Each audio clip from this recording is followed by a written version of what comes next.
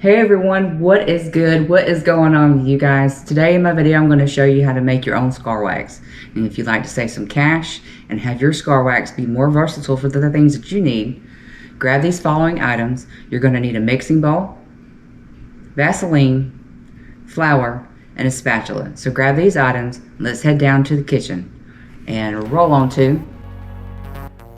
Okay, let's get started. You see that I have my ingredients, my mixing bowl, a Vaseline, flour, and my mixing tools. I have a spatula, and I also use a sifter. You do not have to do that. Spooning it in will work. I just like to make sure that the flour that I pour over into the Vaseline is even coated.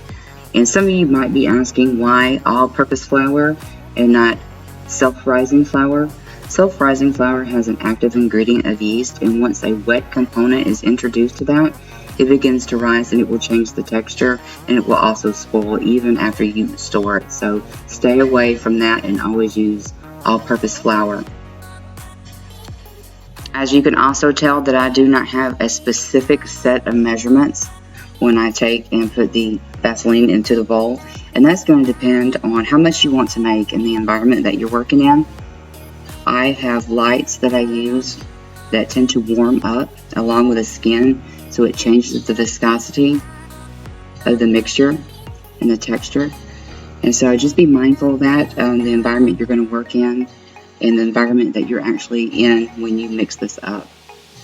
And what you're looking for is a dough-like texture. When the mix starts to form a ball on its own inside the bowl, stop sticking to spatulas, your utensils, and stop sticking to your skin. And you will have to incorporate some flour if that is still not the way it needs to be. So continue to do that. You'll have to do this several times. I know I did, until I finally figured out a recipe that works the best for me. And you see it's still sticking to the hand and not forming a ball. So I add more flour and I continue to mix until I get where I need to be.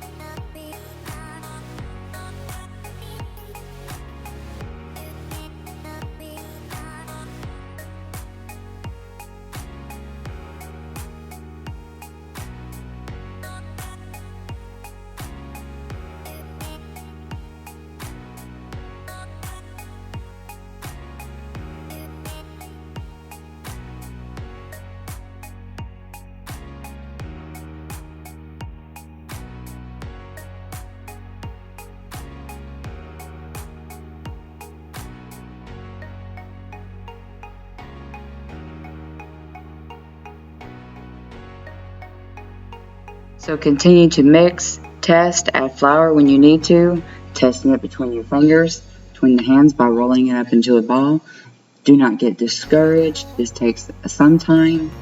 You'll get where you need to be, and that's why I left this process in here to show you how many times that I actually had to add flour to the mixture.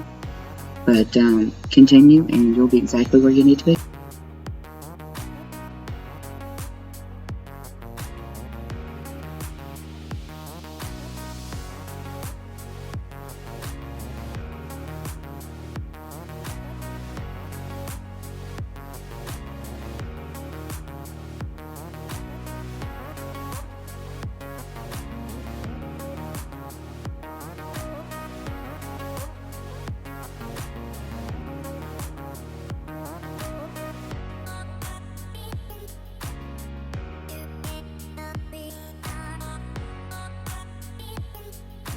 Here you can see my mixture has formed a ball, and I test it between my hands and I get ready to test it by making a wound.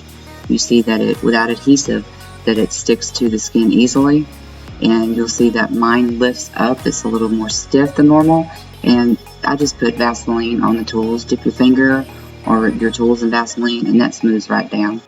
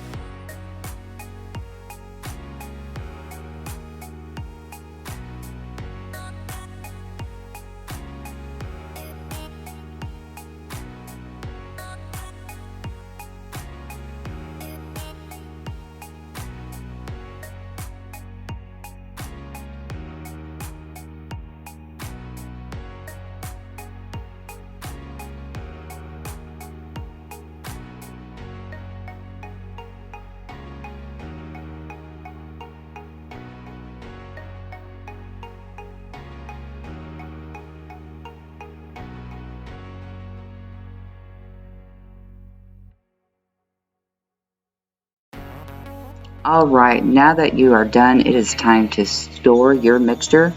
Make sure it is an airtight container, be it glass or plastic. And you see that it no longer sticks to the fingers, it is not sticking to the counter, and there is no marbleization of the flour throughout. Everything's incorporated well. And here I'm just pinching off some pieces, getting it packed into this jar. But yeah, that's it, guys. Add comments, questions below, and tag me in your looks. I would love to see what you guys are coming up with. And that is it, and I will see you guys in the next video. Thanks for watching.